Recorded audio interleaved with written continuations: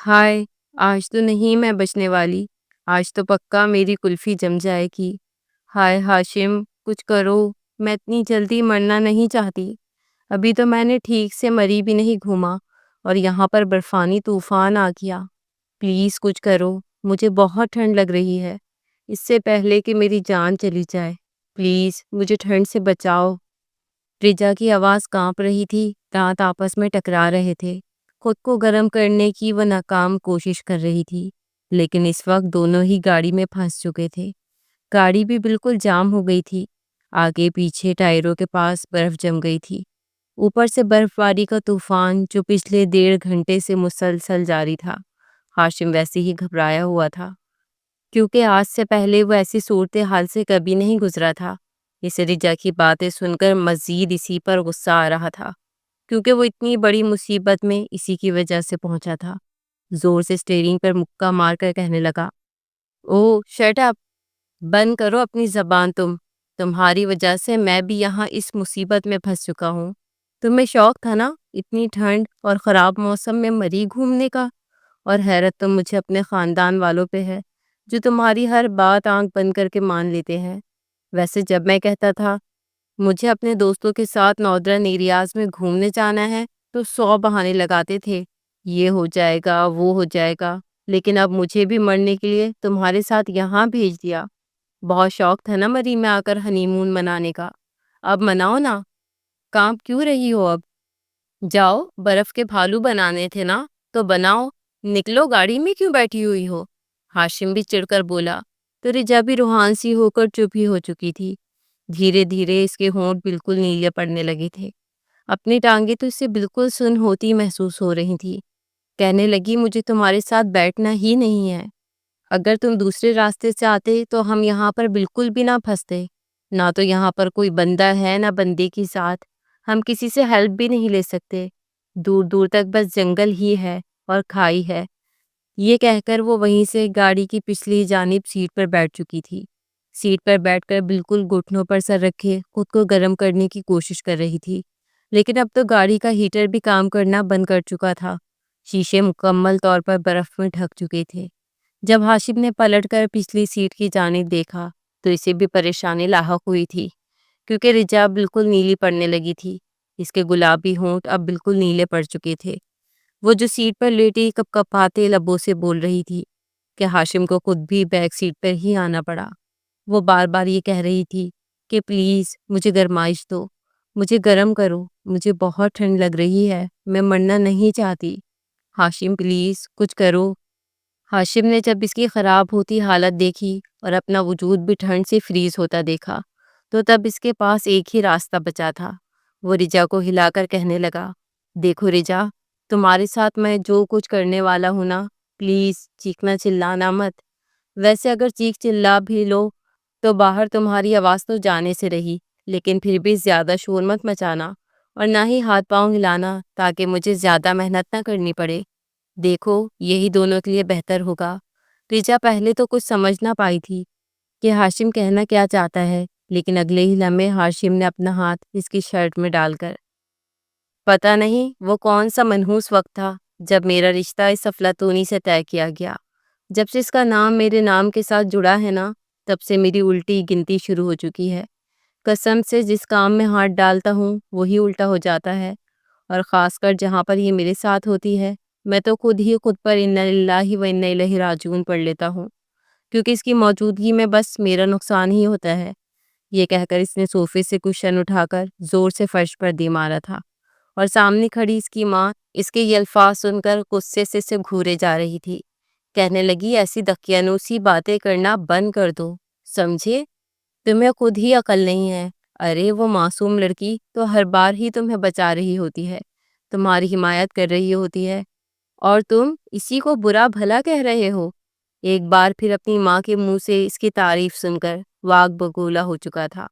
कहने लगा कि अम्मा, मुझे तो कभी कभी शक होता है कि आप सब घर वाले मुझे कचरे के ढेर से उठाकर लाए थे, और वो आपकी सगी औलाद है, आपका खून है। जब भी इसकी बात करता हूँ आप सब यूं ही मुझे टोक देते हैं। अगर इतनी ही बुराई है मुझ में, मैं गया गुजरा हूँ, तो क्यों किया था इसका रिश्ता मेरे साथ? کسی لائق فائق لڑکے کو دیکھ کر اس کے ساتھ اس کا پلو باندھ دینا تھا نا۔ مجھے وہ بالکل بھی اچھی نہیں لگتی۔ میں بتا رہا ہوں آپ لوگوں کو، آپ مجھے مجبور کر رہے ہیں کہ میں یہ گھر چھوڑ کر چلا جاؤں، سمجھے آپ؟ کچھ دیر پہلے جو کچھ اس کے ساتھ ہوا تھا، ہاشم کا دماغ بالکل گھوم کر رہ چکا تھا۔ وہ پچھلے 3 مہینوں سے اپنے باپ کا آفس جوائن کر چکا تھا، لیکن جیسے ہی یہ خبر اس کو ملی تھی تو اس نے بس ضد پکڑ لی تھی کہ وہ بھی آفس میں جائے گی اور کام کرے گی۔ جب ہاشم وہاں پر کام کر سکتا ہے تو میں بھی کر سکتی ہوں، جبکہ وہ تو سمپل BA کر رہی تھی۔ بزنس میں سے کوئی دلچسپی نہیں تھی اور نہ ہی پڑھائی کا اسٹریس وہ لے سکتی تھی۔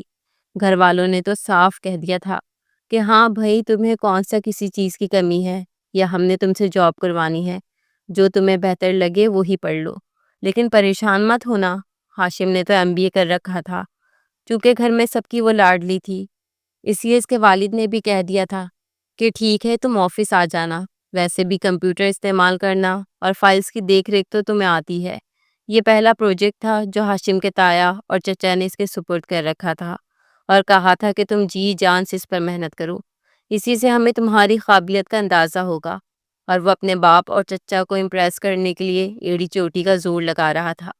مگر میٹنگ سے عین آدھا گھنٹہ پہلے جب اس نے وہ فائل منگوائی تھی تو فائل دینے کے لیے اس کے پاس آئی تھی، جس کے دونوں ہاتھ آئل سے لپٹے تھے اور فائل بھی اس نے باہر سے آئلی کر دی تھی۔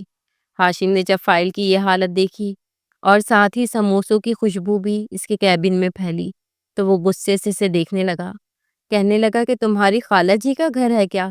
کھانے پینے کے لیے یہاں پر آئی ہو؟ یہ کیا فائل کی حالت کر دی ہے تم نے؟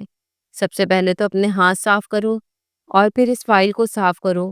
پتہ نہیں جاہل کہیں کی کہاں سے اڑ کر آ گئی ہے یہاں پر۔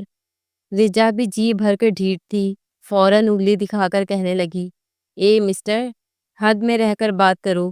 یہ تو میں اس لیے تمہاری عزت کر رہی ہوں کہ باہر موجود امپلائیز کے سامنے تمہیں ذلیل نہ کر دوں، ورنہ کیا عزت رہ جائے گی تمہاری اس آفس میں؟ 2 کوڑی کی بھی نہیں رہے گی۔ کر دیتی ہوں صاف، اتنی جو تمہیں مرچیں لگ رہی ہیں۔ اس نے ٹیشو سے پہلے تو اپنے ہاتھ صاف کیے تھے اور پھر فائل کو بھی صاف کر دیا تھا، لیکن میٹنگ روم میں جب کلائنٹس کے سامنے اس نے پریزنٹیشن پیش کرنا شروع کی تو اسے زور کا جھٹکا لگا تھا، کیونکہ جو پریزنٹیشن فائل تیار کی گئی تھی بیچ میں کچھ پیجز موجود ہی نہیں تھے۔ وہ ٹھیک سے پروجیکٹ کو واضح نہیں کر پا رہا تھا، جس کی وجہ سے کروڑوں کا پروجیکٹ ان کے ہاتھ سے جا چکا تھا۔ وہ اپنے والد اور چچا کو صفائیاں پیش کرتا رہ گیا کہ اس نے دن رات ایک کر کے یہ فائل تیار کی تھی، اس میں سب کچھ تھا، لیکن پتہ نہیں میری پریزنٹیشن اور ساری ڈیٹیلز کہاں چلی گئی۔ وہ جو اپنا سر فخر سے بلند کروانا چاہتا تھا، اتنی محنت کر چکا تھا، اپنے باپ اور چچا کی باتیں سن کر بالکل ہی پریشان ہو کر رہ گیا۔ مگر چونکہ یہ فائل رجا ہی اس کے کیبن میں لے کر آئی تھی، وہ فائل لے جا کر رجا کے کیبن میں گیا۔ کام کاج کی تو وہ تھی نہیں، لیکن بڑے مزے سے بیٹھ کر سارا دن آفس میں کبھی کافی آرڈر کر رہی ہوتی تو کبھی پیزا۔ سارا دن اس کا کھاتے پیتے ہی گزر جایا کرتا تھا اور امپلائیز پر روب جھاڑتی رہتی تھی۔ جیسے ہی ہاشم اس کے کیبن میں آیا تو اس کے تن من میں آگ لگ چکی تھی، کیونکہ سامنے ٹیبل پر اسے آئل سے بھرے پیج نظر آ رہے تھے۔ یہ وہی 2 بہت ہی اہم فائل کے پیج تھے جس میں ساری ڈیٹیلز موجود تھی، اور وہ محترمہ ان پر سموسے رکھ کر کھا چکی تھی۔ ہاشم نے جب اپنی محنت کو یوں سموسوں کی نظر ہوتے دیکھا تو اس کا دماغ گھوم چکا تھا۔ چلا کر کہنے لگا، یہ کیا کیا ہے تم نے؟ میری ساری محنت کا ستیہ ناش کر دیا تم نے۔ کیا تم میں عقل نہیں ہے؟ چھوٹی بچی ہو تم؟ میری امپورٹنٹ فائل سے پیج نکال کر تم یوں سموسے کھا رہی ہو؟ مجھے کتنی انسلٹ محسوس ہوئی ہے۔ اتنا بڑا پروجیکٹ ہمارے ہاتھ میں آتے آتے چلا گیا اور تمہیں ذرا بھی احساس ہے تم نے ہمارا کتنا لاس کروایا؟ وہ ابھی بھی برگر کا آخری بائٹ لیتی ہوئی انگلیاں چاٹ کر فوراً کھڑی ہوئی اور اپنے کوٹ کو کندھوں سے ٹھیک کر کے کہنے لگی، کیوں؟ کیا بچوں کی طرح ایک ایک لفظ فائل سے پڑھ کر سنانا تھا؟ زبانی یاد کر لیتے؟ یا ابھی بھی رٹے بازی کی عادت نہیں گئی تمہاری؟ آئندہ سے آواز نیچی رکھ کے بات کرنا۔ اس کمپنی کے اونر کی لاڈلی چہیتی بیٹی اور بھتیجی سے بات کر رہے ہو تم۔ جس رعب سے اور شان سے بولی تھی، ہاشم کا دماغ بالکل ہی آؤٹ ہو چکا تھا۔ اگلے لمحے وہ اسے دونوں کندھوں سے پکڑ کر زور سے دیوار سے لگا گیا۔ پھر رجا تو یوں تھی جیسے اسے دوسری سانس نہیں آئے گی۔ جتنا ہاشم اس سے چڑھتا تھا وہ اسے اتنا ہی تنگ کیا کرتی تھی، لیکن آج ہاشم کو اپنے اس قدر قریب دیکھ کر ہڑبڑا چکی تھی۔ فوراً منمنا کر کہنے لگی کہ یہ کیا کر رہے ہو تم؟ دور ہٹو، میں بھی جا کر تایا جان کو بتاتی ہوں، تم رکو۔ لیکن وہ مزید اسے کندھوں سے بھینچ کر جھنجھوڑ کر دیوار سے لگا کر کہنے لگا، کیوں تم مجھے مجبور کر رہی ہو کہ میں تم سے کام لینے پر مجبور ہو جاؤں، اور وہ بھی اس انداز میں کہ دوبارہ تم ایسی حرکتیں کرنے کے قابل ہی نہ رہو۔ تمہاری وجہ سے میری اتنی انسلٹ ہوئی ہے اور میں یہ بدلہ تم سے لے کر رہوں گا، سمجھی؟ وہ بھی اکڑ کر کہنے لگی کہ کیا کر لو گے تم؟ ہاں بولو۔ میں نے جو کیا ٹھیک کیا، اور اس آفس میں آئی ہوں تاکہ تمہارا جینا حرام کر سکوں۔ میرا پسندیدہ مشغلہ ہے کہ میں دن رات تمہیں ستاؤں، اتنا ستاؤں کہ تم خود ہی میری زندگی سے دور چلے جاؤ، کیونکہ تم جیسے ڈفر سے میں بالکل بھی شادی نہیں کرنا چاہتی۔ وہ خود بھی یہی چاہتا تھا، لیکن آج جب اس نے رجا کے منہ سے اپنے لیے یہ الفاظ سنے تو مرد کی انا جاگ چکی تھی۔ اگلے پل اس نے وہ کیا جو رجا کے وہم و گمان میں بھی نہیں تھا۔ وہ اسے کمر سے کھینچ کر اپنے قریب کر کے اور ایک ہاتھ سے اس کی تھوڑی پکڑ کر زور سے اس کے لبوں کو اپنے لبوں میں قید کر چکا تھا۔ رجا کا سانس اکڑنے لگا۔ اس نے پوری قوت لگا کر سینے سے دھکا دے کر ہاشم کو پیچھے کیا تھا اور پھر ایک زناٹے دھار تھپڑ اس کے منہ پر مار چکی تھی۔ کہنے لگی، یہ کیسی گندی حرکت کر رہے ہو تم؟ شرم نہیں آتی تمہیں؟ تم نے ایسا کرنے کے بارے میں سوچا بھی کیسے؟ ہاشم کو بھی شاید اپنی غلطی کا احساس ہو چکا تھا۔ اس کا چہرہ سرخ ہو گیا، لیکن تھپڑ کھا کر اسے مزید غصہ آ چکا تھا۔ وہ غصے سے کہنے لگی کہ میں بھی جا کر بتاتی ہوں۔ ہاشم بھی پیچھے سے بول کر کہنے لگا کہ کیا بتاؤ گی؟ یہ بتاؤ گی کہ ہاشم نے مجھے پکڑ کر کمر میں ہاتھ ڈال کر مجھے کس کی ہے؟ کیسی بے شرم لڑکی ہو! اپنے منگیتر کے ساتھ اس حسین رومانس کو اپنے تایا اور باپ کو بتاؤ گی؟ رجا کے قدم وہیں پر رک چکے تھے۔ اسے شدید غصہ آ رہا تھا، اور تو اسے کچھ نہ سوجی، لیکن اسی روز فوراً ڈرائیور کے ساتھ وہ واپس گھر آ چکی تھی اور گھر آ کر اپنے کمرے میں بند ہو گئی۔ ہاشم کرسی پر بیٹھا ہنس رہا تھا۔ دوبارہ اس کے بعد رجا کبھی آفس میں نہیں آئی تھی، اور ہاشم خوشگواری میں مبتلا تھا کہ اگر مجھے پہلے پتا ہوتا تو پہلے ہی میں کوئی ایسی حرکت کر کے اس لڑکی کو یہاں سے رفع دفع کر چکا ہوتا۔ خانزادہ ہاؤس میں رحمان صاحب اور جہاں زید صاحب دونوں بھائی مل کر اوپر نیچے پورشنز میں رہتے تھے۔ رحمان صاحب کی ایک بیٹی اور دو چھوٹے بیٹے تھے جو کہ اسکول میں پڑھ رہے تھے، جبکہ جہاں زید صاحب کا ایک بیٹا اور تین بیٹیاں تھیں۔ تینوں بیٹیوں کو وہ رخصت کر چکے تھے اور اب ہاشم ہی بچا تھا۔ گھر میں بڑی بزرگ دادی جان بھی موجود تھیں، جنہیں سبھی بے حد محبت کرتے تھے، ان کا احترام کرتے تھے۔ دونوں بہویں تو اپنی ساس پر جان نچھاور کیا کرتی تھیں، لیکن آئے روز ہاشم اور رجا کے جھگڑے نے انہیں کافی پریشان کر رکھا تھا۔ انہیں تو شاید اپنے فیصلے پر ہی پچھتاوا ہو رہا تھا جب انہوں نے رجا کی پیدائش پر ہی یہ فیصلہ سنا دیا تھا کہ رجا اور ہاشم کی شادی کی جائے گی۔ اس وقت ہاشم 3 سال کا تھا اور رجا بھی صرف چند روز کی ہی تھی، مگر اب تو دونوں کے مزاج میں زمین آسمان کا فرق تھا۔ دادی دوسری سوچ میں مگن تھی کہ دونوں بیٹوں کو کسی روز بٹھا کر یہ بات کروں گی کہ دونوں کو ایک دوسرے سے بلا وجہ کا بیر ہے، اس لیے بہتر ہے کہ ان کی منگنی کو ختم کر دیا جائے، اور جہاں دونوں کی مرضی ہو وہیں ان کی شادیاں کر دی جائیں۔ یہ نہ ہو کہ میری اس فیصلے کی وجہ سے آگے چل کر دونوں بھائیوں کے بیچ میں درار پڑے اور دونوں بچے بھی سکون سے زندگی بسر نہ کر سکیں۔ مگر اس سے پہلے کچھ ایسا ہوا تھا جس نے سب کچھ بدل کے رکھ دیا تھا۔ رجا کالج میں گئی ہوئی تھی اور جہاں زیب صاحب نے ہاشم کو کال کر کے بتایا تھا کہ آج رحمان آفس میں مصروف ہے، اس لیے جاؤ اور جا کر رجا کو کالج سے لے لو۔ وہ منہ بسور کر کہنے لگا کہ ڈرائیور کو کہیں وہ لے آئے گا، میں کچھ مصروف ہوں۔ حالانکہ وہ کمرے میں لیٹا ہوا تھا، لیکن جہاں زیب صاحب اسے ایک بار پھر جھڑکنے لگے تھے۔ کہنے لگے کہ تمہیں اپنی ذمہ داریوں کا احساس کب ہوگا؟ کیا آج سے پہلے گھر کی بچی کو لینے کے لیے ڈرائیور گیا ہے جو اب جائے گا؟ چپ چاپ جاؤ یا پھر میں خود جا کر اسے لے آؤں۔ اپنے باپ کی ڈانٹ سن کر وہ اندر ہی اندر بے دل سا ہو چکا تھا۔ ہر ایک کی نظر میں بس رجا ہی مہان تھی، اور اسی تو بس جسے دیکھو ڈانٹتا ہی رہتا تھا، کوئی عزت نہیں تھی اس کی۔ اور یہ سب کچھ سوچتا ہوا غصے سے وہ گاڑی لے کر گھر سے نکل چکا تھا۔ کالج کے باہر آ کر کھڑا اس کا انتظار کر رہا تھا۔ جب رجا کالج سے باہر نکلی اسے لگا شاید ابھی تک اسے لینے کے لیے کوئی آیا نہیں ہے۔ وہ اپنی کتاب کلاس میں ہی بھول آئی تھی۔ تبھی کلاس کا ایک لڑکا اس کی بک لے کر آیا تھا۔ جیسے ہی رجا ایک طرف کو پلٹنے لگی تو وہ اس کے پیچھے بے حد قریب کھڑا تھا۔ رجا اس کے ساتھ ٹکرا چکی تھی۔ یہ سارا منظر ہاشم دیکھ چکا تھا اور اس کے بعد وہ لڑکا اس سے سوری کرنے لگا۔ وہ بھی مسکرا کر اٹس اوکے کہتی اس سے اپنی کتابیں لینے لگی، مگر تبھی اس کی نظر ہاشم پر پڑی تھی جو گاڑی سے نکل کر غصے سے اسی کی طرف آ رہا تھا۔ بجائے اس کے کہ وہ فوراً سیریس ہو کر اس کی طرف بڑھتی، اسے بھی شرارت سوجھی تھی۔ جان بوجھ کر ہنس کر اس لڑکے سے باتیں کرنے لگی۔ وہ لڑکا تو کب سے رجا کے پیچھے تھا کہ کسی طرح رجا اس کے ساتھ 2 گھڑی بات ہی کر لے۔ اسے تو اپنی قسمت پر رشک آ رہا تھا کہ آج ایسا کیا ہو گیا کہ رجا اس سے اتنا مسکرا کر بات کر رہی ہے۔ جیسے ہی ہاشم اس کے قریب آ کر کھڑا ہوا تو وہ لڑکا وہاں سے بھاگ چکا تھا۔ ہاشم کو دیکھ کر فوراً انجان بن کر کہنے لگی کہ ارے آپ مجھے لینے کے لیے کیسے آ گئے؟ کہ آج بابا فری نہیں تھے؟ اس کی بات سن کر ہاشم نے اسے گھور کر دیکھا تھا، پھر کہنے لگا گاڑی میں آ کر بیٹھو، تم یہی سب کچھ کرتی پھرتی ہو یہاں پر؟ کیسے ہنس ہنس کر اس لڑکے سے بات کر رہی تھی؟ کوئی شرم حیا ہے کہ نہیں تم میں؟ وہ بھی فوراً 2 ٹوک لہجے میں کہنے لگی کہ آج تک کبھی آپ کو کسی سے بات کرنے سے روکا ہے جو آپ مجھ پر حکم چلا رہے ہیں؟ چپ چاپ آگے دیکھ کر گاڑی چلائیں، سمجھے؟ اس کے منہ سے الفاظ سن کر ہاشم لفظ جما کر کہنے لگا لگتا ہے اس دن والی سزا تم بھول چکی ہو، ایک بار پھر سے تمہیں ایسا ڈوز دینا پڑے گا تبھی تمہاری عقل ٹھکانے آئے گی۔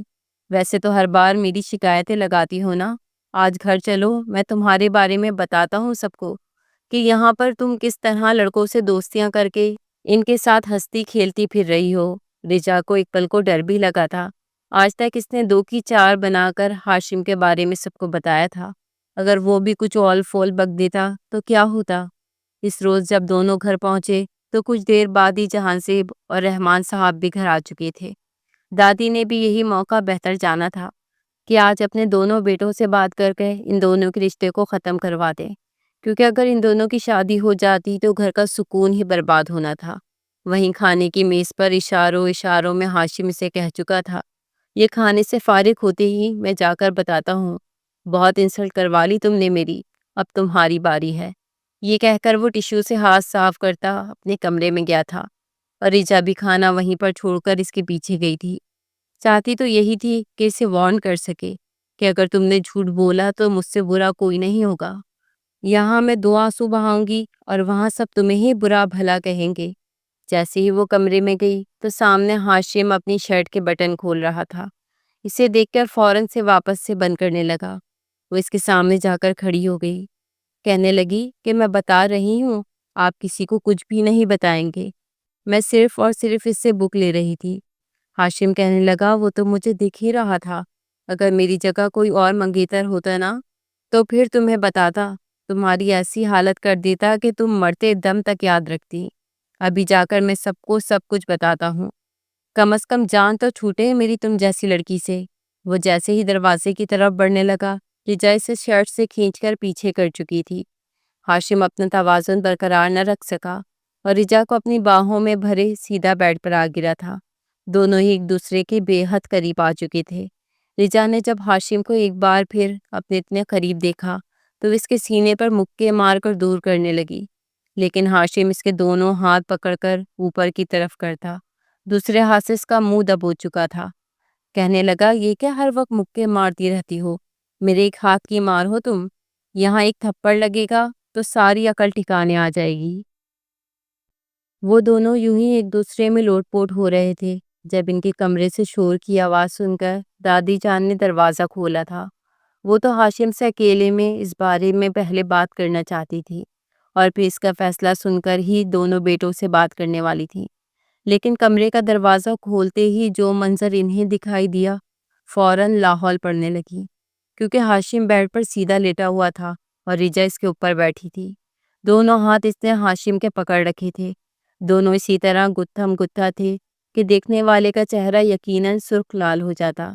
جیسے ہی دونوں کو احساس ہوا کہ پیچھے کوئی کھڑا دیکھ رہا ہے، فوراً ایک دوسرے سے الگ ہوئے تھے۔ دادی نے اپنی لاٹھی بڑھا کر دونوں کو ایک ایک لگائی تھی، کہنے لگی یہ کیا کر رہی ہو تم؟ سب کے سامنے تو گھننے میسنے بنے ایک دوسرے کو کاٹنے کو دوڑتے، اور یہاں یہ بے شرمی ہو رہی ہے۔ اگر اتنی تڑپ جاگ رہی تھی تو کہہ دیتے، نکاح کروا دیتی تم لوگوں کا۔ ہائے، میں تو یہ سوچ رہی تھی کہ پتہ نہیں تم دونوں جو ہر وقت کتے بلی کی طرح لڑتے رہتے ہو، پتہ نہیں تم دونوں ایک دوسرے کو پسند ہی نہیں کرتے۔ ارے، میں تو آج تم لوگوں کے ماں باپ سے بات کرنے والی تھی کہ اس رشتے کو ختم کر دو، لیکن یہاں تو اور ہی صنفیں بہہ رہی ہیں۔ رجا بھی ہانپ رہی تھی اور ہاشم کا چہرہ بھی سرخ ہو چکا تھا۔ یہ سن کر فوراً کہنے لگا کہ بہت اچھا فیصلہ کر رہی تھی آپ دادی۔ آپ نے جو کچھ دیکھا نا، وہ کہانی کا صرف ایک رخ تھا جس میں کچھ بھی نہیں تھا۔ بالکل ٹھیک فیصلہ کر رہی تھی آپ۔ میری طرف سے تو بالکل نہ سمجھے، میں اس نکچڑی چڑیل سے تو پیچھا چھڑوا کر 100 نوافل ادا کروں گا، لیکن دادی نے اس کی ٹانگ پر زور سے اپنی لاٹھی ماری تھی اور دونوں کو کان سے پکڑ کر باہر لے آئی تھی۔ رحمان اور جہاں زیب صاحب بھی وہیں موجود تھے، اور پھر ان کے سامنے کہنے لگی کہ جلد از جلد ان دونوں بے حیاؤں کا نکاح کرو۔ وہ کہیں کسی روز کسی تیسرے شخص کے سامنے کوئی نیا چاند چڑھا دیں گے۔ یہ سن کر رجا فوراً منع کرنے لگی تھی، کہنے لگی کہ نہیں، مجھے شادی نہیں کرنی ہے، پلیز دادی۔ اسے گھر کے بڑوں کے سامنے بولتے ہوئے شرم بھی آ رہی تھی، لیکن ہاشم تو فوراً غصے سے آگ بگولا ہو چکا تھا۔ کہنے لگا آپ جو مرضی کر لیں، لیکن میں اس سے بالکل بھی شادی نہیں کرنے والا، میری طرف سے بالکل نہ ہے۔ جب دیکھو میری زندگی عذاب بنا رکھی ہوتی ہے اس لڑکی نے۔ لیکن دادی فوراً ایک بار پھر سے اپنی لاٹھی دکھاتے ہوئے کہنے لگی، بکواس مت کر۔ کچھ دیر پہلے جو کچھ میں دیکھ کر آئی ہوں تم دونوں کے بیچ، ویسا کوئی ایک دوسرے سے نفرت کرنے والا نہیں کرتا۔ میرا منہ اپنے باپ کے سامنے نہ ہی کھلواؤ تو اچھا ہے۔ جس حالت میں تم دونوں کو دیکھ چکی ہوں، اب تمہاری اور رجا کی شادی ہوگی، سمجھے؟ اس سے پہلے کہ رجا کچھ بولتی، فوراً سے جہاں زیب صاحب کہنے لگے کہ تم گھر کی بچی کے لیے انکار کر رہے ہو؟ بتاؤ کیا ہے تمہارے دل میں؟ کیا باہر کی کسی لڑکی نے تمہیں پھنسا رکھا ہے؟ وجہ کیا ہے جو تم یوں انکار کر رہے ہو؟ اگر تم نے رجا سے شادی نہ کی تو یاد رکھنا، میں تمہیں جائیداد سے آگ کر دوں گا۔ تمہارا بینک بیلنس، کریڈٹ کارڈ سب کچھ بلاک ہو جائیں گے اور تمہیں دھکے مار کر اس گھر سے نکال دیا جائے گا۔ رجا جو ابھی منہ کھولنے والی تھی فوراً خاموش ہو گئی، جبکہ ہاشم اپنے باپ اور دادی کا منہ دیکھتا رہ چکا تھا۔ کہنے لگا آپ ایسا کیسے کر سکتے ہیں؟ میں آپ کا بیٹا ہوں، آپ کا خون ہوں، بھلا زبردستی آپ مجھ پر کیسے اپنا حکم تھوپ سکتے ہیں؟ لیکن جہاں زیب صاحب کہنے لگے کہ میں فیصلہ سنا چکا ہوں، اگر تمہیں اعتراض ہے تو سب کچھ چھوڑو اور ہمارے اس گھر سے دفع ہو جاؤ۔ ہاشم کو بھی چپ لگ چکی تھی، کیونکہ جس طرح وہ عیاشیوں کا عادی ہو چکا تھا، ہفتے میں 1,00,000 1,50,000 تو وہ یوں ہی اپنے دوستوں کے ساتھ کبھی شاپنگ کرتے، کبھی کھاتے پیتے اور کبھی گھومتے پھرتے گزار دیا کرتا تھا۔ یہ سب کچھ اس کے باپ کے بل پر ہی تھا۔ کم از کم وہ اتنی آسانی سے یہ ساری عیاشیاں چھوڑنا نہیں چاہتا تھا، مجبوراً اسے چپ ہی سادھنی پڑی تھی۔ جبکہ رچا تو شکر ادا کر رہی تھی کہ اگر وہ ہاشم سے پہلے منہ کھول دیتی تو نہ جانے گھر والے اس کی بھی پاکٹ منی کہیں بند ہی نہ کر دیتے۔ مجبوراً اسے شادی کے لیے ماننا ہی پڑا تھا، کیونکہ اس کے علاوہ اور کوئی چارہ نہیں تھا۔ گھر میں دونوں کی شادیوں کی تیاریاں شروع ہو چکی تھیں، لیکن نہ تو ہاشم خوش تھا اور نہ ہی رجا۔ اتنا تو رجا کو بھی پتا تھا کہ باقی سب گھر والوں کے ہوتے ہوئے ہاشم اس کے ساتھ کوئی غلط رویہ نہیں رکھ سکتا۔ وہیں ہاشم کو دن بدن رجا سے مسلسل چڑ ہونے لگی تھی۔ رجا بھی اسے چڑھانے کے لیے کبھی ہنس رہی ہوتی تو کبھی کوئی نہ کوئی ایسا طنز کر دیتی کہ ہاشم پہلو بدل کر رہ جاتا۔ شادی سے پہلے ہی وہ کہنے لگا کہ میں رجا سے شادی تو کر رہا ہوں، لیکن شادی کے بعد اسے اپنی پڑھائی چھوڑنی ہوگی۔ مجھے بالکل بھی یہ بات قبول نہیں ہے کہ میری بیوی شادی کے بعد بھی جا کر پڑھے۔ اسے گھر رہ کر گھر کی ذمہ داریاں سنبھالنی ہوگی، میرے حقوق پورے کرنے ہوں گے، نہ کہ جینس اور شرٹ پہن کر یہ وہاں پر غیر لڑکوں کے ساتھ بیٹھ کر پڑھائیاں کرے گی۔ وہ تو بڑی گردن اکڑا کر اپنے باپ اور ماں کے سامنے یہ بات کر رہا تھا، لیکن ساتھ ہی بیٹھے ہوئے جہاں زیب صاحب نے رکھ کے تھپڑ اس کے منہ پہ مارا تھا۔ کہنے لگے تم میرے بیٹے ہو نا؟ یا شاید ہسپتال میں نرس نے ادلا بدلی کر دی تھی؟ اتنی چھوٹی سوچ کب سے ہو گئی تمہاری؟ یہ مت بھولو کہ رجا کے ساتھ اس کا باپ اور اس کا تایا موجود ہے۔ پھر تم کون ہوتے ہو ایسی نیت سوچ رکھنے والے؟ وہ جب تک چاہے جتنا چاہے پڑھ سکتی ہے، اور اس کی اجازت میں دیتا ہوں۔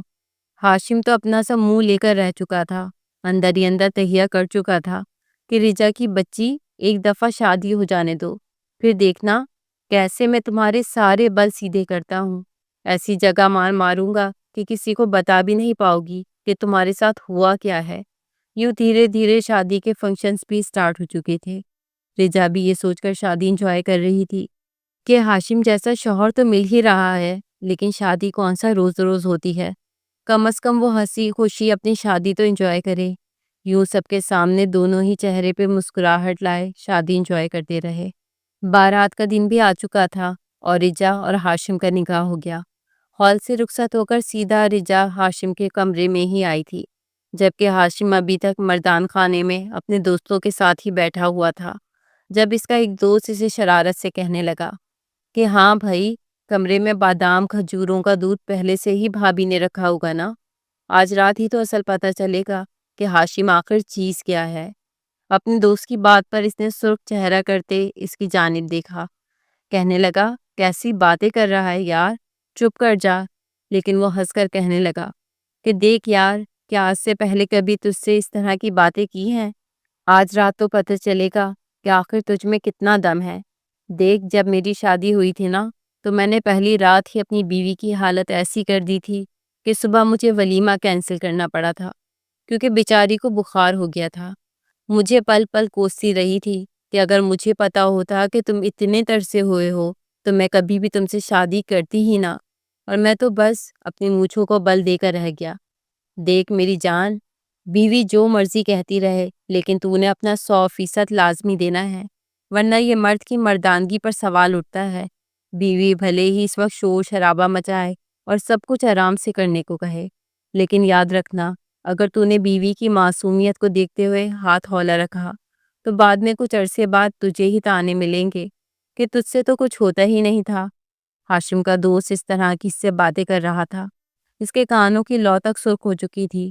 رجا کے ساتھ تو اس کا بلا وجہ کا ہی بیر تھا، ابھی تک اس نے یہ سب کچھ سوچا ہی نہیں تھا، لیکن جب بات مردانگی پر آئی تھی تو وہ بھی اندر ہی اندر سوچ چکا تھا کہ رجا کی بچی کو سبق تو بڑا اچھا سکھاؤں گا۔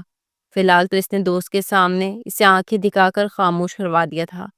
کہنے لگا کہ ابھی چپ کر جا، شرم کیا کر، میں ایسی کسی بات کو نہیں مانتا، یہ میرا اور میری بیوی کا پرائیویٹ معاملہ ہے، اور بہتر ہے کہ دوبارہ مجھ سے اس معاملے میں بات مت کرنا۔ کچھ دیر بعد اس کے دوست اسے یوں ہی چھیڑتے تنگ کرتے وہاں سے جا چکے تھے۔ وہ بھی مردان خانے سے نکل کر لاؤنج میں آ کر بیٹھ گیا۔ رجا اس کے کمرے میں تھی اور یہ بات فی الحال اسے ہضم نہیں ہو رہی تھی۔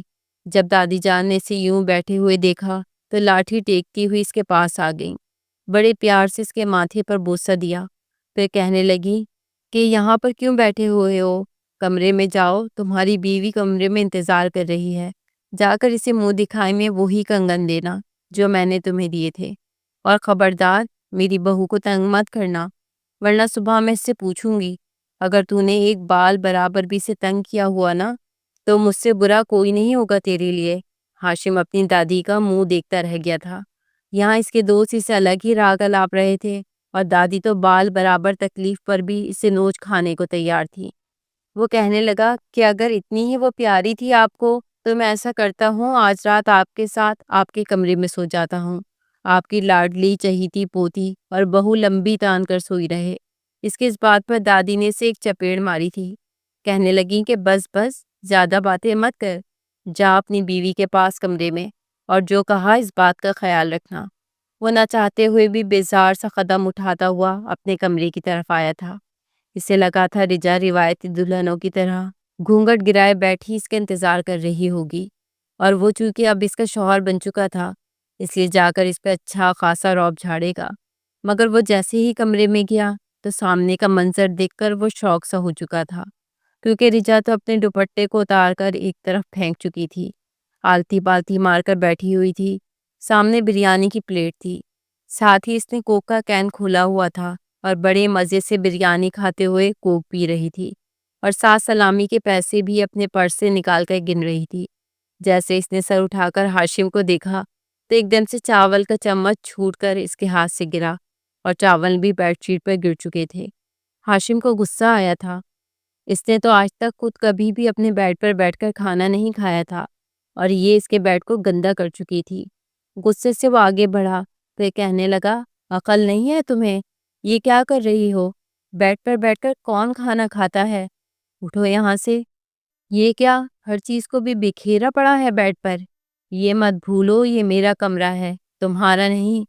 اگر اس طرح کی حرکتیں کرنی ہے تو ابھی کے ابھی نکلو میرے کمرے سے اور جا کر اپنے کمرے میں کرو جو کرنا ہے۔ رجا بڑے مزے سے پرسکون انداز میں اسے دیکھ کر اپنی انگلیاں چاٹتے ہوئے کہنے لگی، سوچ لو، میں نے اگر اس کمرے سے اپنا ایک قدم باہر نکالا تو مجھے تو کوئی کچھ نہیں کہے گا، لیکن تمہارے ساتھ جو ہوگا وہ تم بہتر جانتے ہو۔ وہ اس کا پورا پورا فائدہ اٹھا رہی تھی اور ہاشم بس کڑ کر رہ گیا۔ اپنی جیب سے منہ دکھائے کہ کنگن اس نے بیڈ پر پٹکے تھے، کہنے لگا، یہ لو، دادی نے دیے ہیں، پہن لینا، اور یہ مت سمجھنا کہ تمہارے اس حسن کو دیکھ کر میں مرا جا رہا ہوں، یا آج رات تمہارے ساتھ میں کسی بھی قسم کا کوئی تعلق قائم کروں گا۔ تم میری بیوی ہو کر بھی ہمیشہ کنواری رہو گی، ایسے ہی زندگی گزارو گی۔ میں ایک انچ بھی تمہارے قریب نہیں آنے والا۔ مزہ تو تب آئے گا جب خاندان والے کہیں گے، ابھی تک پیگننٹ کیوں نہیں ہوئی؟ کب ہمیں بچے کی خوشی سناؤ گی؟ اور میں ان سب کو یہی کہوں گا کہ اس میں ہی کوئی بڑا فالٹ ہے، نقص ہے، تبھی تو ابھی تک آپ لوگوں کو کوئی خوشی نہیں سنا پائی۔ ہاشم کندھے اچکاتا یہ کہتا صوفے پر بیٹھ چکا تھا، اور رجا ابھی بھی مزے سے بریانی کھاتی اس کی بات پہ کہکے لگا کر ہنس چکی تھی۔ کہنے لگی، کیا بھکاری نظر آ رہی ہوں میں تمہیں جو پھینک کر جا رہے ہو یہ کنگن؟ جس عزت اور آرام سے دادی نے تمہیں دیے ہیں نا، اس عزت سے آ کر میرے ہاتھ پہ پہناؤ، ورنہ میں ابھی جا کر دادی کو بتاؤں گی کہ یہ میرے ساتھ ایسا رویہ رکھ رہا ہے۔ آ کر میرے ہاتھ میں پہناؤ گی تو ہی لوں گی، ورنہ صبح ولیمے پر سب کو جواب دیتے رہنا۔ ہاشم اس وقت بالکل بے بس محسوس کر رہا تھا، لیکن وہ بھی صحیح موقع کے انتظار میں تھا۔ اٹھ کر اس کے سامنے آیا اور اس کے نازک سے ہاتھ کو پکڑا۔ پہلی بار وہ اسے یوں اس انداز میں چھو رہا تھا، وہ بھی شادی کے بعد۔ دل میں ایک ہلچل سی مچی تھی، ایک عجیب سا سرور وجود میں گردش کرنے لگا تھا، لیکن اگلے ہی پل اس نے خود کو قابو میں رکھا اور وہ کنگن اس کے ہاتھ میں پہنانے کے بعد اس کے نرم ملائم ہاتھ کو پکڑ کر اس پہ انگوٹھا پھیرنے لگا۔ رچا کو بھی اس کے یوں چھونے پر کچھ ہوا تھا، لیکن اگلے ہی پل جھرجھری لے کر اس نے اپنا ہاتھ اس سے چھڑوا دیا تھا۔ کہنے لگی کہ یہ کیا کر رہے ہو؟ شرم نہیں آتی؟ ہٹو اب یہاں سے، مجھے جا کر چینج کرنے دو۔ یوں وہ رات ان دونوں کی نوک جھوک میں ہی گزری تھی۔ دونوں درمیان میں تکیے کا پہاڑ بنا کر دائیں بائیں ہو کر سو چکے تھے۔ اگلے روز ان کا ولیمہ تھا اور ولیمہ بھی خیر و عافیت سے انجام پہنچ چکا تھا۔ ولیمے کے اگلے دن شدید بارش اور آندھی کا طوفان شروع ہو چکا تھا۔ جب یہ لوگ ولیمے سے واپس گھر کی طرف آئے تھے تو رجا تو گھبرائی ہوئی تھی، بس آیت الکرسی پڑھ رہی تھی۔ بار بار بادل گرجنے پر وہ ہاشم کی طرف بڑھتی کہ اس کا بازو پکڑ لے، کیونکہ دونوں اس وقت گاڑی میں اکیلے تھے اور باقی سب دوسری گاڑیوں میں آ رہے تھے، لیکن پھر وہ خود میں ہی سمٹ کر بیٹھ جاتی۔ بہرحال وہ وقت بھی گزر گیا تھا اور اس کے بعد شادی کو چند روز ہی گزرے تھے جب دادی جان کہنے لگی کہ ارے بھائی، آج کل کے لڑکے لڑکیاں تو شادی کے اگلے دن ہی ہنی مون پر چلے جاتے ہیں۔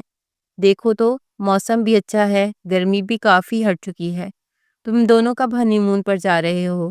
ہاشم نے اس بات پر اپنی دادی کو گھور کر دیکھا تھا، پھر کہنے لگا، آپ دنیا کی واحد دادی ہوں گی جو اتنے ماڈرن خیالات کی مالک ہیں، ورنہ باقیوں کی تو بڈھی دادیاں ماتھے پہ بل ڈال کر تخت پر بیٹھ جاتی ہیں اور آتے جاتے 100 کیڑے نکالتی رہتی ہیں، لیکن ہم سے زیادہ تو آپ کو جلدی ہے ہمیں ہنی مون پر بھیجنے کی۔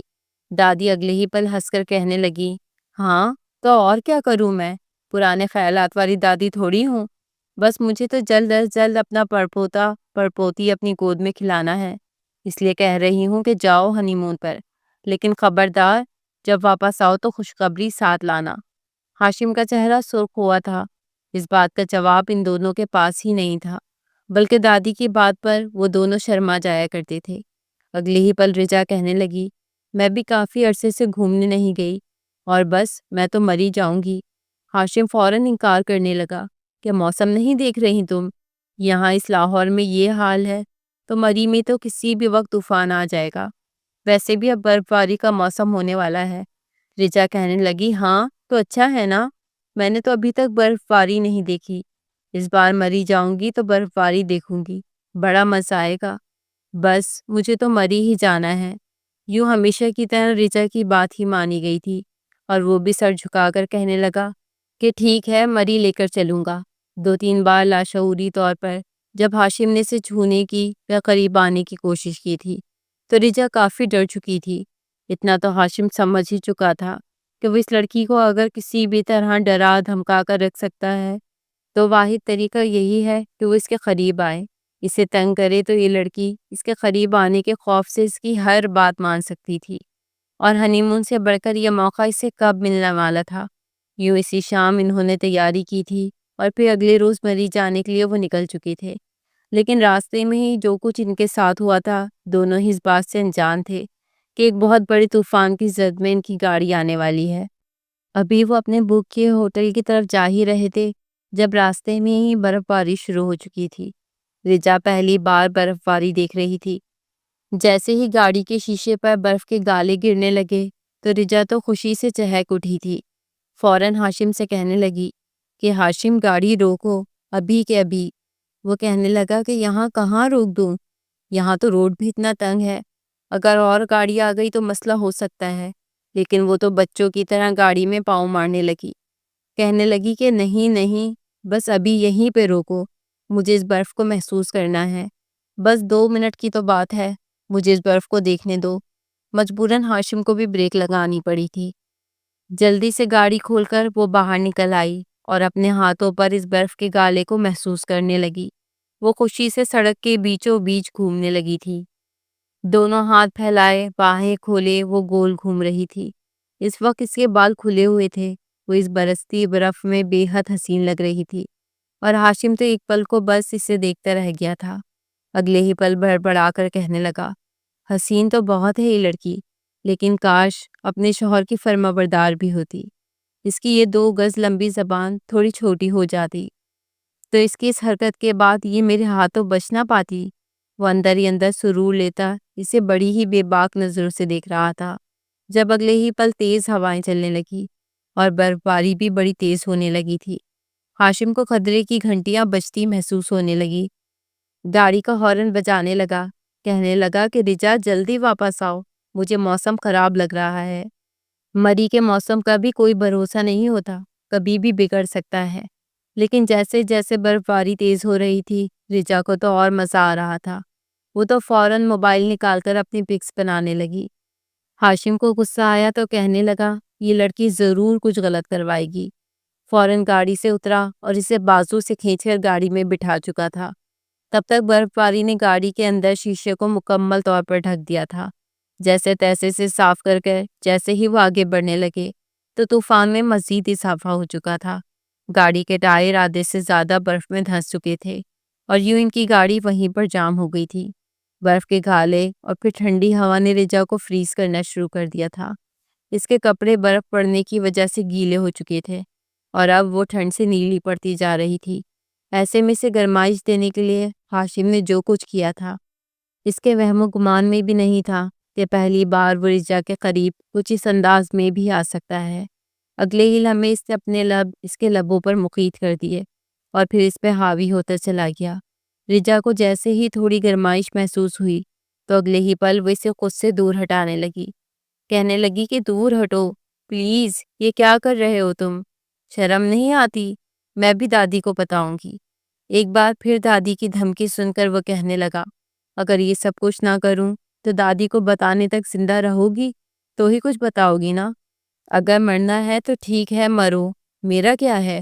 وہ اٹھ کر بیٹھ چکا تھا، لیکن رچا کو جیسے ہی ایک دم پھر سے بے تحاشا ٹھنڈ لگنے لگی تو وہ اسے کمر سے پکڑ کر اپنے اوپر گرا چکی تھی۔ کپ کپاتے ہوئے لبوں سے وہ اسے یہی کہنا چاہتی تھی کہ پلیز مجھے بچا لو، لیکن بس آنکھوں سے اشارہ ہی کر پائی، اور ہاشم تو جیسے اسی اشارے کے انتظار میں تھا۔ وہ دونوں وہیں پر یکجان دو غالب ہو چکے تھے۔ رچا کے وجود میں حرارت آ چکی تھی، مگر وجود میں اٹھنے والی درد کی ٹیسیں اور اسے چین نہیں لینے دے پا رہی تھی۔ اسے باہوں میں بھر کر ہاشم اب اس سے الگ ہو چکا تھا۔ باہر طوفان بھی کچھ رک چکا تھا تبھی کچھ مقامی لوگوں نے جب اس پھنسی ہوئی گاڑی کو دیکھا تو وہ ان کی مدد کرنے کے لیے گاڑی کی طرف بڑھے تھے۔ ایک شخص نے جب گاڑی کی کھڑکیوں سے برف ہٹانا شروع کی تو جلدی سے رجا نے خود کو سمیٹ کر ٹھیک کیا تھا۔ ہاشم نے تو شکر کے کلمات ادا کیے تھے کہ یہاں پر کوئی ہیلپ کرنے کے لیے آ گیا، اور ان لوگوں کی مدد سے ہی وہ گاڑی اس برف باری سے نکال پائے تھے اور وہ اس ہوٹل تک پہنچے تھے۔ ہوٹل میں پہنچتے ہی سب سے پہلے تو وہ فریش ہو کر باہر نکلی تھی، جبکہ ہاشم اس سے پہلے ہی فریش ہو کر اب ہیٹر آن کیے بیٹھا تھا۔ رچا پہلے سے قدرے بہتر محسوس کر رہی تھی، لیکن جو کچھ دیر پہلے گاڑی میں ہو چکا تھا اس کے وجود میں درد کی ٹیسیں اٹھ رہی تھی۔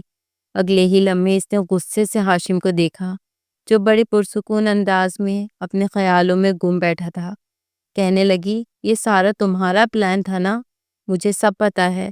تم پہلے ہی مقامی لوگوں کو بلا کر گاڑی وہاں سے نکلوا سکتے تھے نا، لیکن صرف اور صرف میرے ساتھ یہ سب کچھ کرنے کے لیے تم نے یہ سارا پلان بنایا کہ گاڑی برف میں پھنس چکی ہے۔ تم ایسی حرکت بھی کر سکتے ہو، مجھے اندازہ نہیں تھا۔ ہاشم نے جب اس کی یہ الفاظ سنے تو اگلے ہی پل اٹھا اور اسے بازو سے جھنجھوڑ کر اپنے سامنے کر لیا۔ کہنے لگا، او ہیلو، مور کی طرح ناچنے کا شوق وہ بھی برف باری میں تمہیں پڑا ہوا تھا۔ میں نے اتنی آوازیں دی تھیں تمہیں کہ آ جاؤ، لیکن نہیں، یہاں تو محترمہ نے ناگن ڈانس کرنا تھا برف میں۔ اب خبردار جو الزام لگایا مجھ پر، تو ویسے بھی بیوی ہو تم میری، سمجھی نا؟ اور بیوی کا کام یہ ہوتا ہے اپنے شوہر کو تسکین پہنچانا۔ میں نے جو کیا کچھ غلط نہیں کیا، خود ہی مجھے کالر سے پکڑ پکڑ کر خود پہ گرا رہی تھی کہ پلیز ہاشم میری مدد کر دو، مجھے حرارت دے دو۔ اب خبردار جو میرے سامنے چو چرا کرنے کی کوشش کی تو، ورنہ اس وقت تو تم پر ترس کھا کر تھوڑا رحم کر لیا تھا، لیکن اب کی بار ایک بار بھی لحاظ نہیں کروں گا۔ ہاشم بھی سے آڑے ہاتھوں لے چکا تھا اور رجا تو شرم کے مارے چہرہ سرخ لال کر چکی تھی۔ فوراً اپنا بازو اس سے چھڑا کر پیچھے ہوئی۔ یہاں پر تو دادی بھی نہیں تھی، گھر کا کوئی فرد بھی نہیں تھا جس کی دھمکی دے کر وہ ہاشم کو روک سکتی، اور یہی بات ہاشم نے اس سے کی تھی کہ اگر اب میرے ساتھ کسی بھی طرح کی چالاکی کی، جو مجھ پر رعب جھاڑنے کی کوشش کی، تو یاد رکھنا یہاں پر کوئی بھی تمہیں مجھ سے بچانے والا موجود نہیں ہے۔ یہیں پر چھوڑ کر چلا گیا، واپس آنے کا راستہ بھی نہیں پتا تمہیں۔ اس کی بات سن کر رجا تو چپ سی ہو چکی تھی۔ اگلے روز موسم قدرے بہتر تھا اور برف باری بھی کافی ہو چکی تھی۔ دونوں گھومنے پھرنے کے لیے نکل چکے تھے، لیکن رجا کے دل میں ہونے والے اس واقعے کے بعد ہاشم کے لیے جذبات جاگنے لگے تھے۔ وہ اس سے محبت کرنے لگی تھی، یہ شاید پہلے سے ہی کرتی تھی، لیکن اس احساس اب ہوا تھا۔ لیکن ہاشم ٹھہرا وہی بد مزاج سا کھڑوس جس کے ماتھے پہ بل سیدھے ہی نہیں ہو رہے تھے۔ ذرا ذرا سی بات پر وہ صرف کاٹ کھانے کو دوڑ رہا تھا، اور رجا تنگ آ کر وہ کہنے لگی کہ ہاشم دیکھو، میں یہاں پر تمہارے ساتھ انجوائے کرنے کے لیے آئی ہوں، نہ کہ تمہاری باتیں سننے کے لیے۔ اب بس بھی کر دو، میں تمہارے ساتھ آرام سے بات کر رہی ہوں اور تم مجھے بچھو کی طرح ڈنگ مارنے پر تلے ہوئے ہو۔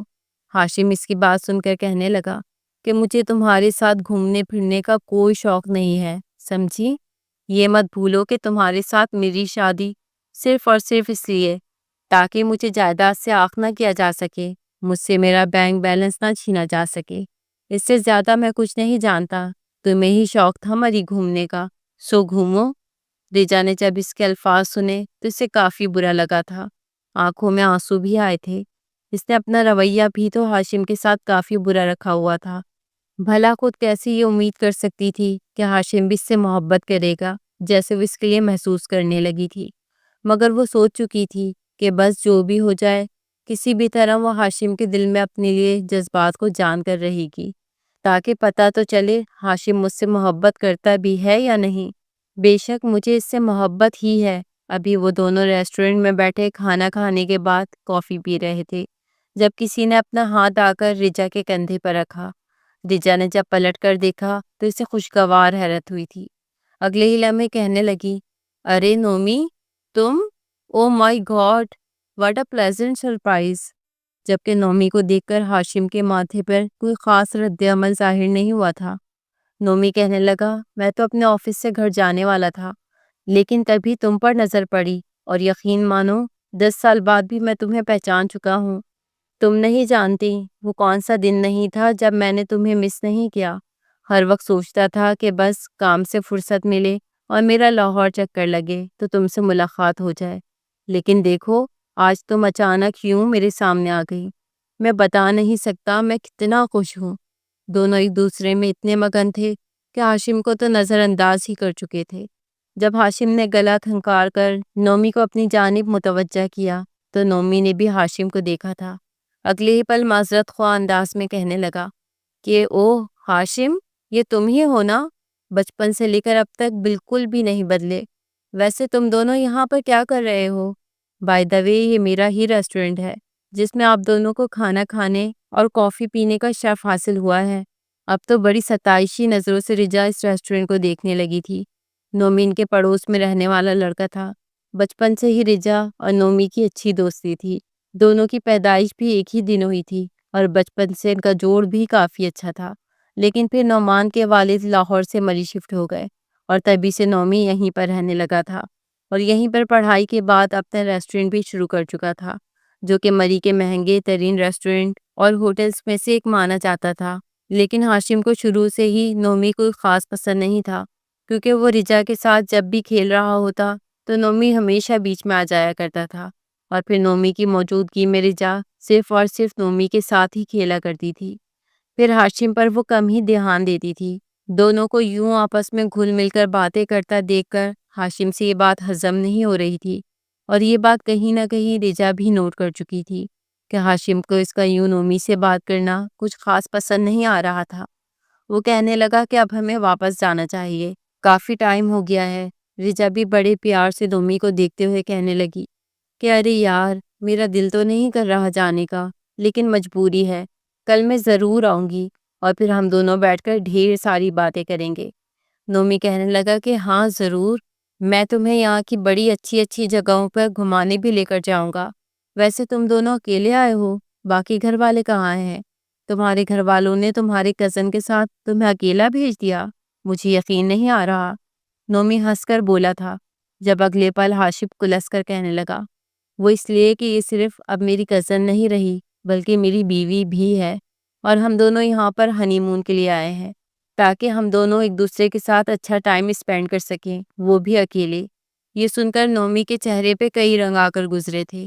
وہ اگلے ہی پل شوق انداز میں رجا سے کہنے لگا او ریلی رجا، تم نے ہاشم سے شادی کر لی؟ مجھے یقین نہیں ہو رہا۔ لیکن بہرحال وہ اس کا ہاتھ پکڑ کر کہنے لگا کہ چلو لیٹ ہو رہا ہے۔ وہ اسے بازو سے پکڑ کر گاڑی میں لے آیا تھا۔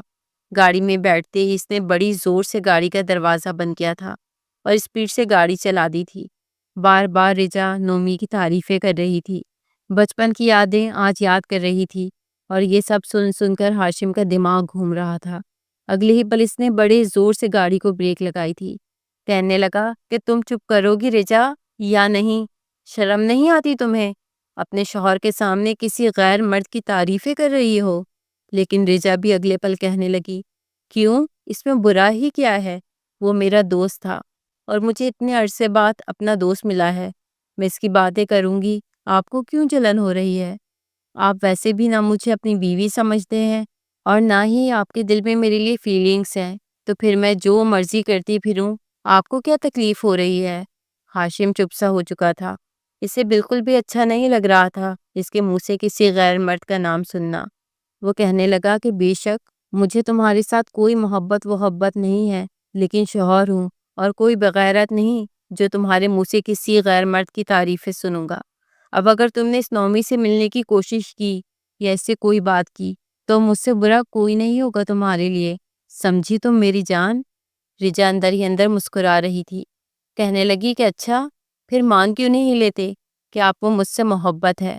کیونکہ جب تک محبت نہ ہو تب تک انسان کو جلن نہیں ہوتی۔ وہ تب تک ہوٹل میں پہنچ چکے تھے۔ کمرے میں آتے ہی ہاشم کہنے لگا کہ ایسا بالکل بھی نہیں ہے، مجھے تم جیسی بدتمیز لڑکی سے ہرگز محبت نہیں ہو سکتی۔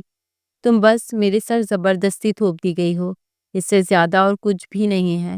رجا چپ ہو چکی تھی، لیکن اگلی صبح حیرت انہیں تب ہوئی جب نومی اس ریسٹورنٹ میں سیدھا ان سے ملنے کے لیے پہنچ چکا تھا اور ساتھ ہی خوبصورت پھولوں کا بوکے بھی لے کر آیا تھا۔ رجا کے تو چہرے پر مسکراہٹ آ گئی تھی، اگلے پل کہنے لگی کہ تھینک گاڈ تم آ گئے، ورنہ ہاشم تو بس جب سے مجھے یہاں پر لے کر آیا ہے میں بور ہی ہو رہی ہوں۔ کاش یہ بھی تمہاری طرح مجھے گفٹ دیتا، میری خوشیوں کا خیال رکھتا، لیکن یہ تو بچپن سے ہی ایسا ہے، پھیکا، کھڑوس اور بور کر دینے والا۔ نومی اس کی بات پر ہنس پڑا تھا اور پھر دونوں کو اپنے ساتھ لیے وہ مری کی مختلف جگہوں پر آیا تھا۔ ہاشم کو ایک عجیب سی کمی محسوس ہو رہی تھی۔ وہ بھی رجا سے بے تحاشا محبت کرتا تھا، اور جن سے محبت کی جائے انہیں یوں کسی سے ہنس کر بات کرتے دیکھنا آسان نہیں ہوتا۔ جیسے ہی کچھ لینے کے لیے نومی وہاں سے گیا تو اگلے ہی پل وہ رجا کو بازو سے کھینچ کر اپنی گاڑی کی طرف لے آیا تھا اور گاڑی کی پچھلی سیٹ پر پٹک کر گاڑی کو لاک کر گیا۔ رجا اس افتاد کے لیے تیار نہیں تھی۔ کہنے لگی یہ کیا کر رہے ہو ہاشم، ابھی نومی آ جائے گا، لیکن وہ اس کا جبڑا دبا کر کہنے لگا بھاڑ میں گیا Navami, shut up, you shut up, شرم نہیں آتی تمہیں، یہ کیا کر رہی ہو تم؟ محبت کرتا ہوں میں تم سے، اور تم مجھے اپنے شوہر کو چھوڑ کر اس کے ساتھ باتیں کر رہی ہو، ہنس رہی ہو۔ اس سب پر صرف اور صرف میرا حق ہے، سمجھی، کسی اور کا نہیں۔ تمہیں یہ بات سمجھ نہیں آتی؟ رجا اسے دیکھے جا رہی تھی، جو اس پہ گرا ایک ہاتھ اس کی گردن اور کمر پر رکھے اپنا رعب جھاڑ رہا تھا۔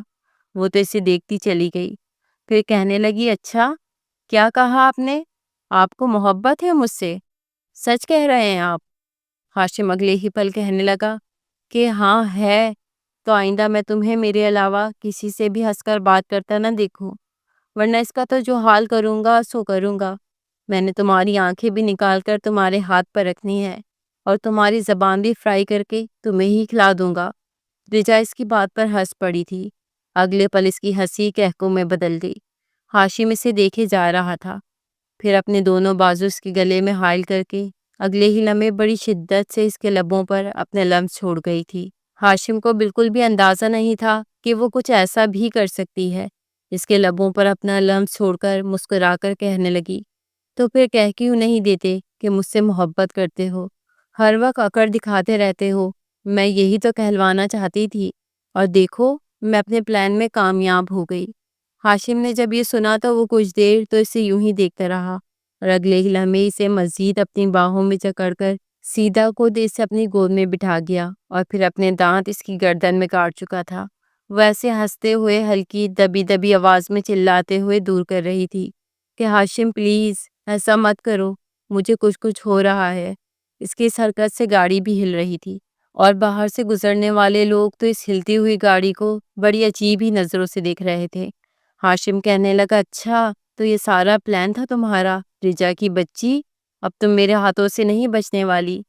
پہلی بار تو میں تم پر رحم کر گیا تھا، لیکن ابھی دیکھنا میں کیا کرتا ہوں تمہارے ساتھ۔ اسے یہ کہہ کر وہ اس کی گردن پر اپنے نشان چھوڑ چکا تھا، اور پھر آگے آ کر گاڑی سٹارٹ کر گیا۔ رجا ہنس رہی تھی اور وہ اسے لے کر سیدھا ہوٹل پہنچا تھا۔